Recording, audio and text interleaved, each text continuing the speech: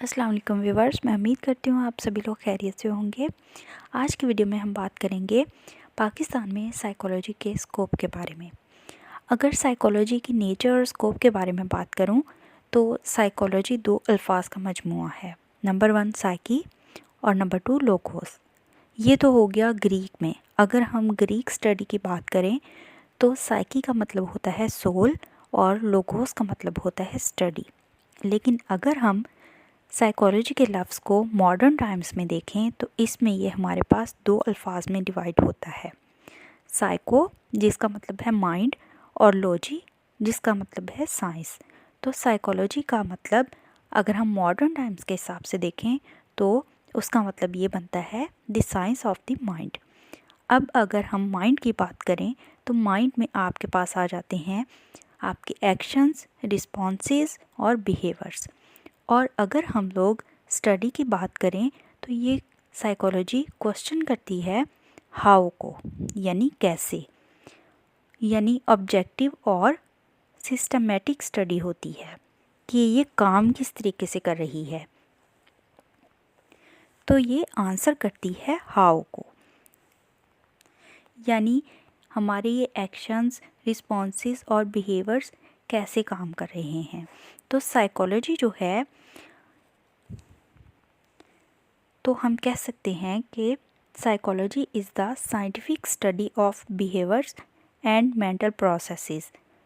अगर हम बिहेवियर की बात करें तो बिहेवियर आपके पास हर वो चीज़ होती है जो एक इंसान फील करता है, उसके बारे में सोचता है या उसको एक्सपीरियंस करता है। अब बिहेवियर्स की भी दो टाइप्स होती हैं, एक तो ओवर्ट बिहेवियर और दूसरा कोवर्ट बिहेवियर। अब ओवर्ट बिहेवियर कौन से होते हैं? ओवर्ट बिहेवियर वो होते हैं जो आप ऑब्ज़र्व कर सकते हैं, जो देख सकते हैं, जो ऑब्ज़र्वेबल हों। आपके पास जो रिस्पॉन्सेस होते हैं या जो रिएक्शंस होते हैं एक इंडिविजुअल के, उसको ओवर्ट बिहेवियर में डाल दिया जाता है। जिस तरह के किसी इंडिविजुअल का सोना, जागना, चलना फिरना, बातें करना वगैरह। जबकि कोवर्ट बिहेवियर जो होते हैं वो ऑब्ज़र्वेबल नहीं होते, इनको आप डायरेक्टली ऑब्ज़र्व नहीं कर सकते। जिस तरह के मेंटल प्रोसेसेस होते हैं, जिस तरह के थिंकिंग है, मेमोरीज़ है, इसका जो प्रोसेस है या हमारी इंफॉर्मेशन की प्रोसेसिंग का जो प्रोसेस है उसको भी हम डायरेक्टली ऑब्ज़र्व नहीं कर सकते। तो इसको हम कोवर्ट बिहेवियर कहेंगे। अब अगर हम साइकोलॉजी के गोल की बात करें तो साइकोलॉजी का गोल क्या है? तो जैसा कि मैंने बताया कि साइकोलॉजी आपके बिहेवियर्स, एक्शंस और आपके रिस्पॉन्सेस को देखती है कि वो किस तरह काम करते हैं। तो साइकोलॉजी के गोल्स में ये आ जाता है कि इन एक्शंस को, इन रिस्पॉन्सेस को या बिहेवियर्स को उनको डिस्क्राइब करना, उनको एक्सप्लेन करना, उनको प्रेडिक्ट करना और उनको कंट्रोल करना। यानी कि अगर हम कह रहे हैं कि हमारा जो बिहेवियर है वो फियर से रिलेटेड है तो साइकोलॉजी हमें बताती है कि how can I control my fear. तो साइकोलॉजी की जो साइंस है वो इस तरीके से काम करती है। अब हम बात कर लेते हैं साइकोलॉजी के स्कोप की। तो अगर मैं पाकिस्तान में साइकोलॉजी के स्कोप की बात करूं तो पाकिस्तान में अभी तक ये एक न्यू फील्ड है और इसको इतनी रिकॉग्निशन नहीं मिली जितनी इसको मिलनी चाहिए और जितनी इसकी इम्पोर्टेंस होनी चाहिए। लेकिन इसकी जो एप्लीकेशंस हैं अगर उनकी बात करें तो साइकोलॉजी की डिफरेंट फील्ड्स हैं और ये मुख्तलिफ़ जगहों पर अप्लाई भी होती हैं। और इसकी फील्ड्स की अगर मैं बात करूं तो एजुकेशनल साइकोलॉजी है, इसके अलावा organisational, industrial and organisational psychology है, एक्सपेरिमेंटल साइकोलॉजी है, डेवलपमेंटल साइकोलॉजी है, काउंसलिंग है, स्पोर्ट्स साइकोलॉजी है, इसके अलावा हेल्थ साइकोलॉजी है। तो अब हम देखेंगे कि पाकिस्तान में साइकोलॉजी का जो स्कोप है या इसकी जो एप्लीकेशंस हैं ये किस तरीके से होती हैं।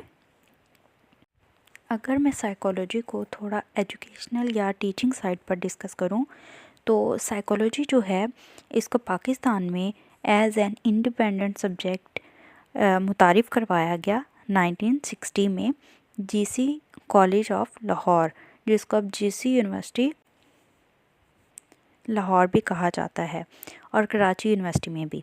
इससे पहले साइकोलॉजी को एज एन इंडिपेंडेंट सब्जेक्ट नहीं पढ़ाया जाता था, बल्कि पार्ट ऑफ फ़िलासफ़ी पढ़ाया जाता था। लेकिन अगर हम देखें तो अब हर यूनिवर्सिटी और कॉलेज में साइकोलॉजी के अलग डिपार्टमेंट्स हैं, जिस तरह के इस्लामाबाद, रावलपिंडी, कराची, फैसलाबाद, लाहौर, मुल्तान और पेशावर में। इसी तरह और बड़े बड़े सिटीज़ आ जाते हैं जहां साइकोलॉजी को एक अलग फील्ड या अलग सब्जेक्ट के तौर पर पढ़ाया जाता है। अब अगर पाकिस्तान में स्कोप ऑफ क्लिनिकल साइकोलॉजी की बात की जाए तो पाकिस्तान में जो क्लिनिकल साइकोलॉजिस्ट हैं उनके पास डिफरेंट ऑप्शंस हैं।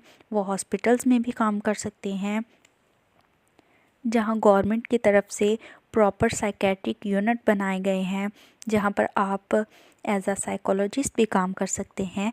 इसके बाद आप अपना प्राइवेट क्लिनिक भी बना सकते हैं या किसी पब्लिक क्लिनिक को भी ज्वाइन कर सकते हैं। इसके अलावा मेजॉरिटी ऑफ साइकोलॉजिस्ट जो हैं वो मुख्तलिफ रिहैबिलिटेशन सेंटर्स में भी काम कर रहे हैं एज अ साइकोथेरापिस्ट, जहां पर ड्रग एडिक्ट पेशेंट्स को ट्रीट किया जाता है। अब अगर मैं साइकोलॉजी को इंडस्ट्रियल साइकोलॉजी के हवाले से लेकर चलूँ तो इसमें बहुत डिफरेंस है। और इंडस्ट्रियल साइकोलॉजी का जो मेन फोकस होता है वो जॉब रिक्वायरमेंट्स पर होता है, यानी एक इंडिविजुअल के अंदर कितना नॉलेज, कितनी स्किल्स और कितनी एबिलिटीज़ हैं इस जॉब को परफॉर्म करने के लिए, और क्या वो स्किल्स इसकी जॉब के साथ मैच कर भी रही हैं या नहीं। इस जॉब को परफॉर्म करने के लिए क्या वो पर्सन सही है या नहीं। तो ये सब इंडस्ट्रियल साइकोलॉजी में आ जाता है। तो अब अगर हम ऑर्गेनाइजेशनल साइकोलॉजी की बात करें तो वो थ्योरेटिकल साइड पर आ जाता है, यानी उसमें मोटिवेशन आ जाता है, वर्क एटीट्यूड आ जाता है, एक इंडिविजुअल में कितनी मोटिवेशन है इस काम को करने की और वो किस तरीके से ग्रुप में काम कर रहे हैं, और ऑर्गेनाइजेशन का एनवायरनमेंट किस तरह का है। तो ये ऑर्गेनाइजेशन की बेहतरी और ग्रोथ के साथ साथ वर्कर्स की सेल्फ ग्रोथ पर भी फोकस करते हैं। अब अगर हम इसके स्कोप की बात करें पाकिस्तान में तो ऑर्गेनाइजेशनल साइकोलॉजी को भी बहुत इम्पोर्टेंस दी जा रही है पाकिस्तान में। अब डिफरेंट साइकोलॉजिस्ट को जॉब्स ऑफ़र की जा रही हैं, हॉस्पिटल्स में भी, आर्म फोर्सेस में भी और साइकोथेरेपी के लिए भी। इसके अलावा पर्सनैलिटी असेसमेंट के लिए और साइकोलॉजिकल असेसमेंट के लिए भी, ताकि वो सिलेक्शन और रिक्रूटमेंट में हेल्प कर सके, चाहे वो सोल्जर की हो चाहे वो एम्प्लॉयज़ की हो। तो अब साइकोलॉजिस्ट को इतनी इम्पोर्टेंस दी जा रही है ऑर्गेनाइजेशनल और इंडस्ट्रियल साइड पर भी, ताकि वो हेल्प कर सकें कि कौन सा इंडिविजुअल किस जॉब के लिए परफेक्ट है और उसके अंदर किस कदर सलाहियतें हैं, वो अपनी जॉब टास्क को किस तरह से परफॉर्म कर भी सकता है या नहीं। तो ये सारी असेसमेंट साइकोलॉजिस्ट करते हैं ऑर्गेनाइजेशनल साइड पर। अब अगर हम पाकिस्तान में हेल्थ साइकोलॉजी का स्कोप और क्राइटेरिया देखें तो हेल्थ साइकोलॉजी का जो मेन फोकस होता है वो आपकी ओवरऑल हेल्थ पर होता है, यानी कुछ ऐसे साइकोलॉजिकल, बिहेवियरल या कुछ कल्चरल फैक्टर्स होते हैं जो आपकी फ़िज़िकल हेल्थ को अफेक्ट कर रहे होते हैं। तो जो हेल्थ साइकोलॉजिस्ट होते हैं वो इस चीज़ के साथ साथ भी डील करते हैं और आपको प्रोफेशनल हेल्प प्रोवाइड करते हैं, ताकि आप अपने माहौल के साथ अच्छे से अडॉप्ट कर सकें, और आपको कुछ टेक्निक्स और प्रिवेंशंस भी बताते हैं कि आपने किस किस तरीके से अपनी फ़िज़िकल हेल्थ को बेहतर बनाना है, और आप किस तरह से अपनी सोसाइटी के साथ इंटरेक्ट कर सकते हैं। तो ये सारा काम एक हेल्थ साइकोलॉजिस्ट का होता है। वो आपकी ओवरऑल फ़िज़िकल हेल्थ को मेजर कर रहे होते हैं। अब अगर हम इसके स्कोप की बात करें पाकिस्तान के अंदर, तो आप तो आप डिफरेंट रिहैबिलिटेशन सेंटर्स में काम कर सकते हैं और डिफरेंट साइकोलॉजिकल रिसर्च सेंटर्स में काम कर सकते हैं। आप डिफरेंट मार्केटिंग इंडस्ट्रीज़ में काम कर सकते हैं, वहाँ साइकोलॉजिकल टेस्टिंग एंड असेसमेंट कर सकते हैं, टेस्टिंग वगैरह कर सकते हैं। आप ऐसे प्रोग्राम्स डेवलप कर सकते हैं जो प्रिवेंशन प्रोग्राम्स होते हैं, जो हेल्प कर सकते हैं एक इंडिविजुअल को कि वो किस तरीके से इस तरह के एनवायरनमेंट और जो कल्चर फैक्टर्स होते हैं जो उनके ओवरऑल फिज़िकल हेल्थ को इफ़ेक्ट कर रहे होते हैं, उनसे किस तरह से वो बच सकते हैं।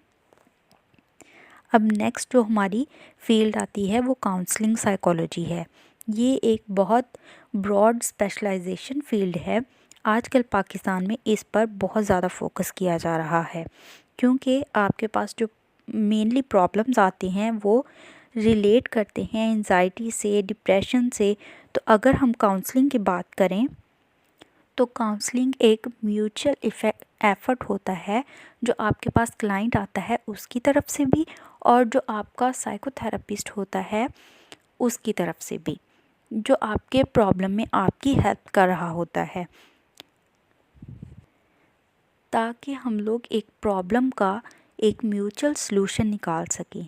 तो आपके मेंटल ग्रोथ में, आपकी फ़िज़िकल ग्रोथ में, आपके वेल बीइंग प्रॉब्लम में, आपके मेंटल प्रॉब्लम्स में, आपको जो प्रॉब्लम्स आ रही हैं आपकी फैमिली को या आप ग्रुप्स में या डिफरेंट कम्युनिटीज़ में जो इश्यूज़ आ रहे हैं, तो काउंसलिंग साइकोलॉजी बुनियादी तौर पर इसके साथ डील करती है। अब अगर हम अपनी कंट्री या अपनी सोसाइटी की बात करें तो ये बहुत ज़्यादा कनेक्टेड है।